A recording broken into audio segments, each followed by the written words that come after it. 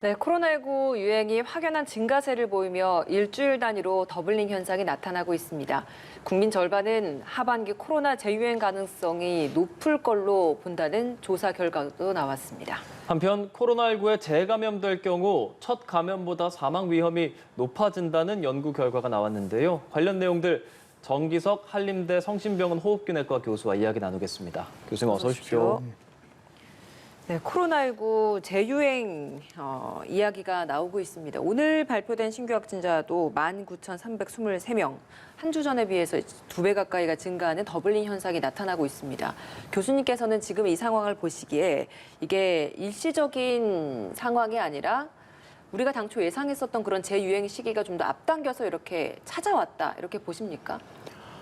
이번 유행이 재유행, 우리가 우려해야 될 재유행일지 아닐지에 대해서는 조금 두고 봐야 되겠는데요. 그것보다는 네. 지금 당장은 증가할 것이다라는 것은 분명합니다. 아, 재유행이라고 보기에는 아직 좀 지켜봐야지만 네. 당장의 증가세는 이어질 것이다. 예, 왜냐하면 지금 뭐 방금 앞에서도 보도가 됐지만 네. 우리나라도 BA5가 우세종이 돼가고 있고요.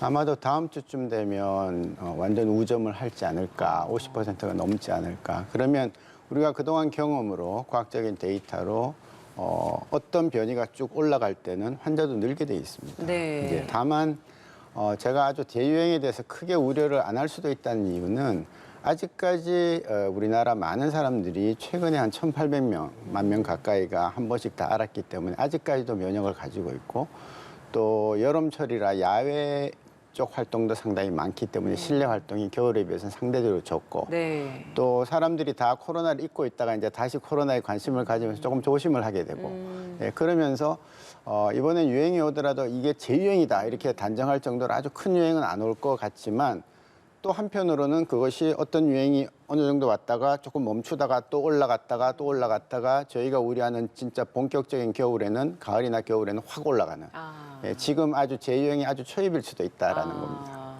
예. 국민들도 지금 이 코로나19가 재유행할까 걱정도 많이 하고 있고 또 그럴 거라고 예상도 하고 있습니다. 예전에는 안전 불감증이라고 했었는데 요즘은 실외에서 마스크 착용 의무가 해제됐음에도 불구하고 마스크를 착용하는 등 국민들의 이런 안전 그리고 코로나 방역에 대한 의식이 좀 높아졌다는 생각이 들거든요. 그럼에도 불구하고 이렇게 재유행의 조짐이 보이는 것 어쩔 수 없었을까요, 교수님? 예, 저는 어쩔 수 없다고 보고요. 우리가 어떤 일을 할 때 일을 열심히 하고 또 한번 쉬어주고 그래야 다음에 일을 할 수 있듯이 코로나에 대한 경각심도 끝까지 계속 갈 수는 없는 겁니다. 예, 그래서 지난 그래도 한 5월, 6월, 뭐 7월 오면서 좀 이제 조금 잘 쉬었죠. 예, 그러나 다시 이제 올라가기 때문에 이제 조심은 해야 되는 거고요. 정말 우리 국민들은 정보 흡수도 빠르고 또 협조가 좋았기 때문에 정말 개인 수칙, 마스크 쓰고 하는 거 이런 것들 다 하면서 전 세계 어느 나라보다도 정말 협조적인 국민으로서 우리가 방역을 제대로 정부가 이끌고 가는데 큰 도움이 됐습니다. 예, 그 기조가 지금도 있고 저는 아직도 실외에서 길거리에서 마스크를 쓰고 다니는 분들이 70%가 넘는 걸 보면서 너무나 놀라고 있어요. 저는 벗고 다니다가 어떤 때는 또 미안해서 쓰기도 하고 이제 이렇게 하는데요. 그런 걸 봤을 때 또 이제 언론이나 또 정부나 뭐 연구자들이나 적당한 메시지가 가면 또 국민들은 단결해서 이걸 빨리 이기기 위해서 잘 하실 거다 그렇게 보고 있습니다. 네. 어제 국가감염병 위기대응 자문위원회가 활동 시작했습니다. 교수님께서도 여기에서 위원장을 맡고 계시지 않습니까? 새 정부 들어서 계속 강조했던 것이 과학 방역입니다. 거기에서 이제 위원장을 맡고 계시면서 이것들을 총괄적으로 좀 관리를 하실 것 같은데 국민들이 느끼기에 과학 방역이라고 하면 그게 뭘까라는 물음표가 생기거든요. 어떤 겁니까? 예, 과학은 정말 분과가 많습니다. 예. 그래서 뭐 제가 아는 의학부터 해서 통계, 수리 등등 여러 가지가 많은데요. 그냥 한 가지로 말씀을 드린다면 객관적인 근거를 가지고 방역 정책을 시행하는 것이 과학 방역이다. 그렇게 말씀을 드립니다. 네. 예를 들면 뭐 이런 겁니다. 환자가 막 올라가고 있는데 치명률도 올라가고 있는데 방역을 풀어버린다. 그렇게 하면 안 되는 거죠. 간단한 것 같지만 그런 게 과학입니다. 그리고 항체 조사를 이제 지난번에 한번 내놓긴 했지만 진짜 중화시키는 항체를 우리 국민이 얼마나 갖고 있는지 궁금하지 않습니까? 그걸 갖고 있으면 우리가 4차 접종이니 5차 접종이니 등등 이런 거에 대해서 그냥 막연하게 정책을 펼치는 게 아니라 자료를 갖고 정책을 펼치는 것이죠. 또 거꾸로 지난 그 1월 1일 날 해맞이 명소를 다 폐쇄했던 적이 있어요. 네. 근데 야외에서 마스크 쓰고 해 돋는 걸 보는데 그걸 왜 폐쇄합니까? 근거가 없는 것이죠. 그러니까 근거가 없는 정책은 안 하는 것이 맞다라는 것이라서 그런 의미에서 이제 과학 방향인데 그러면 모든 것이 다 과학이 있느냐? 그렇지는 않습니다. 네. 어떤 판단은 객관적인 증거는 부족하지만 가장 잘하는 전문가들이 모여서 최선의 결론을 도출하면 그것도 하나의 객관적인 증거가 되는 것이고 우리가 근거 중심 의학이라는 것에 1, 2, 3, 4 카테고리 중에서 4번에 해당하는 미약하지만 그래도 그것도 과학적인 근거가 있다라고 인정해 주는 그런 카테고리가 있거든요. 그래서 네. 그런 것들을 다 감안해서 또 특히 국민들의 수용성 이런 것도 생각을 해야 되겠죠. 무조건 이게 옳으니까 가라라는 것보다는 어느 정도 수용성을 생각하면서 과학 방역을 계속 좀 공고를 할까 그렇게 생각하고 있습니다. 어제 그 첫 워크숍을 열었잖아요. 지금 이 상황과 지금 이 근거를 바탕으로 그 위원회에서 가장 먼저 추진하는 과제가 있다면 무엇입니까? 어저께는 이제 워크숍이기 때문에 그동안 문제가 됐던 것들 현 상황에 대해서 사로 이제 21명의 위원들이 공유하는 자리였고요. 바로 이제 며칠 후에 본회의를 엽니다. 네. 지금으로서는 제일 중요한 것은 지금 이제 올라가는 거에 대해서 우리가 어떤 권고를 할 것인가라는 것도 있지만 사실은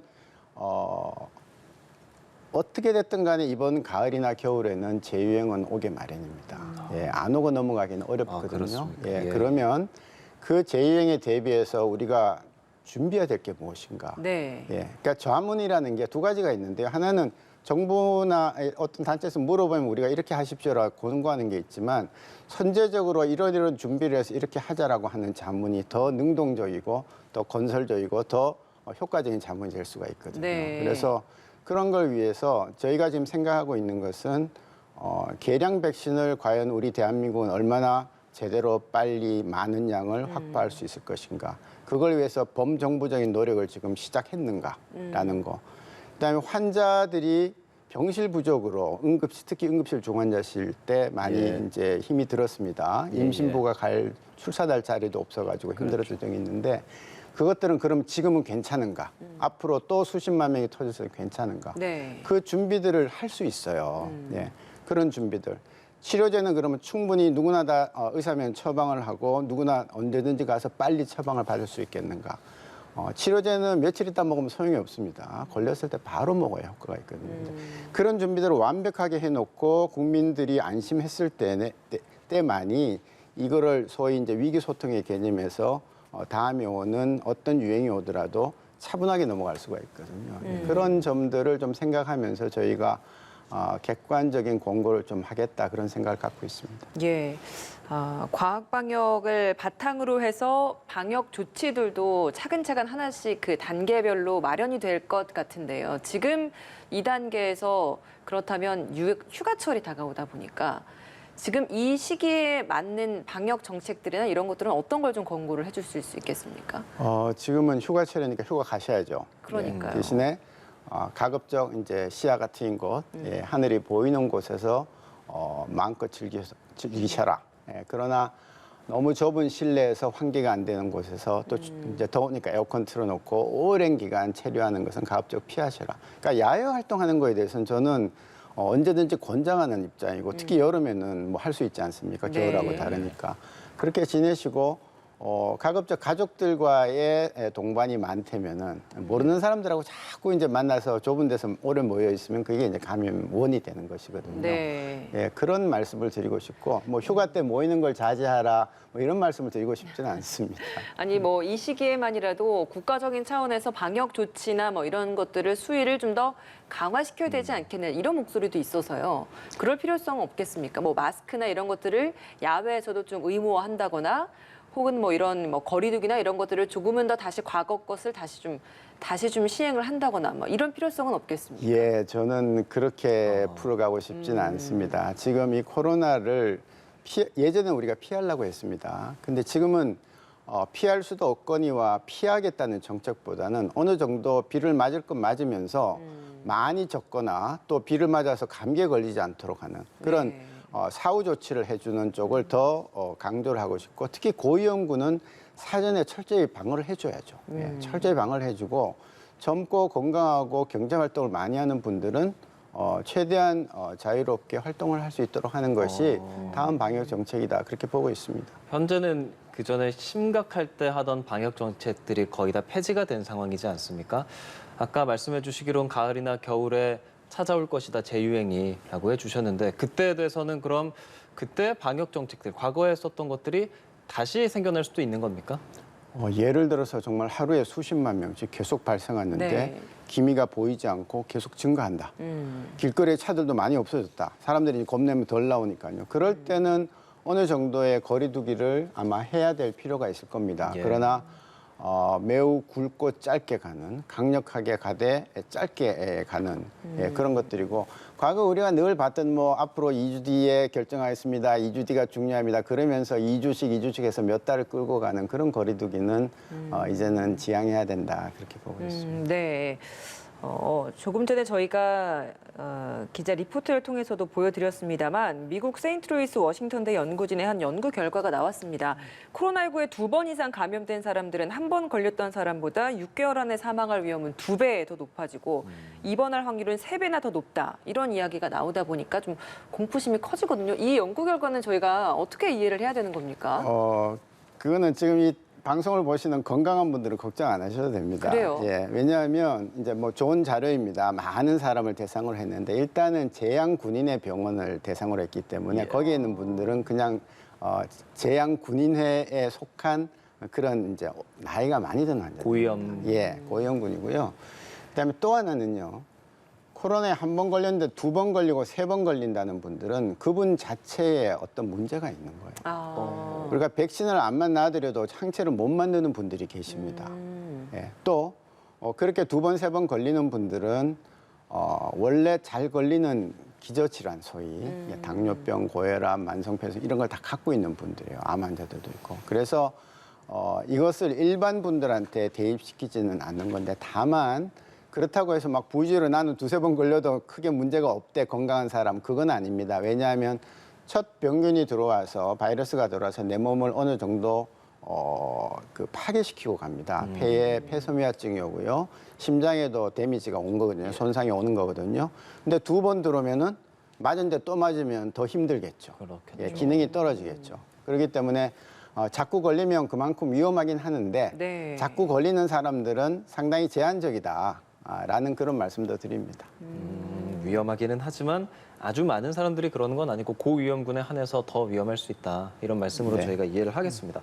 지금 그럼 그 재감염자, 돌파 감염이 많아지는 추세이긴 합니까? 지금 최근에 나왔던 자료에 의하면은 재감염이 올라갔는데요. 더 최근 건 안 나오고 있어요. BA.5에 대한 건 안 나오고 있습니다만은 BA.5는 최근에 가장 많이 관심을 갖고 있는 부분이긴 한데 문제는 여러 가지 자료에서 오미크론 초기 BA.1이나 BA.2에 걸렸던 사람도 BA.5에 걸린다라는 거죠. 같은 오미크론의 하부인데도 재감염이 된다는 말씀이시죠? 예, 2개가 같은 오미크론인데 이게 완전히 많이 다릅니다. 예, 항원성이 많이 다르다고 네. 지금 과학적으로 증명이 돼 있기 때문에 이 BA.1, 2를 잡던 이 항체가 네. BA.5는 못 잡는 거예요. 그 면역 회피의 특성이 있다라는 게 그 바로 말씀인 그겁니다. 거죠? 예, 모양대로 이렇게 잡아줘야 되는데 이 같은 집안인데도 BA.5까지 갔을 때는 모양이 완전히 달라지기 때문에 제대로 못 잡는 거죠. 그래서 이제 우리나라도 BA.5가 올라가면서 환자가 자연스럽게 늘 수밖에 없다. 1,000만 명이 넘는 환자가 최근에 걸렸음에도 불구하고 이제 그런 우려가 있는데 한 가지 좀 특징적인 것은 그전 델타나 오미크론하고 다르게 환자 전체의 숫자는 절대적인 숫자는 그렇게 많지 않다는 겁니다. 상대적으로. 그래서 그 부분도 앞으로 봐가면서 BA.5가 과연 얼마나 우리나라에 문제를 끼칠 것인가. 결국은 마지막 끝단에 있는 중증 화요율이나 치명률입니다. 네. 환자가 많아지더라도 그 부분이 해결이 된다면은 그냥 독감같이 그렇게 넘어갈 수도 있는 때가 언젠가는 올 거라고 보는 거거든요. 예. 그래서 백신 이야기가 나오고 개량 백신 뭐 이런 이야기도 나오지 않습니까? 그런데 지금 개량 백신이라고 얘기되는 그 백신 역시도 BA.5에 또 겨냥된 백신은 아니잖아요. 그렇다 보니까 BA.5가 지금 우세종이 되다 보면 젊은 사람들도 추가 백신을 맞아야 되나라는 생각을 하는데 오미크론도 백신을 맞고 나서도 오히려 걸렸던 사람들이 많아서 이 개량 백신 또한 과연 맞는 게 효과가 있을까라는 생각을 하는 젊은 층들도 많을 것 같거든요. 어떻습니까? 어떤 얘기 해주고 싶으세요? 개량 백신은 처음에는 이제 그 mRNA 만든 두 회사가 원래 오리지널하고 플러스 BA1이라는 걸 했습니다. BA1이 나왔을 때 이제 앞으로 크게 퍼질 거라고 생각하고 임상 시험을 끝냈습니다. 네. 효과가 있었는데 네. BA5에는 효과가 떨어지는 거예요. 그러니까요. 그래서 지금 회사 쪽에서는 BA5를 섞은 거를 BA1을 빼고 오리지널 플러스 BA5를 섞은 것을 지금 만들어서 10월 초쯤에는 자국에는 공급을 하겠다 이런 계획을 갖고 있습니다. 네. 그래서 제가 모두에 말씀드렸듯이 우리도 그거를 꼭 해야 되겠다. 우리도 그거를 어떻게 하든 최대한 확보를 해서 우리의 가을 겨울이 오기 전에 우리 국민들한테 놔드려야 되겠다. 그러려면은 정말 범정부적인 노력이 지금부터 필요할 때다. 그런 말씀을 드리는 거고 그거 맞으면 상당한 효과가 있을 거라고 보고 있습니다. 알겠습니다. 우리나라도 빨리 그 도입이 좀 시급해 보입니다. 정기석 한림대 성심병원 호흡기내과 교수와 함께했습니다. 오늘 말씀 고맙습니다.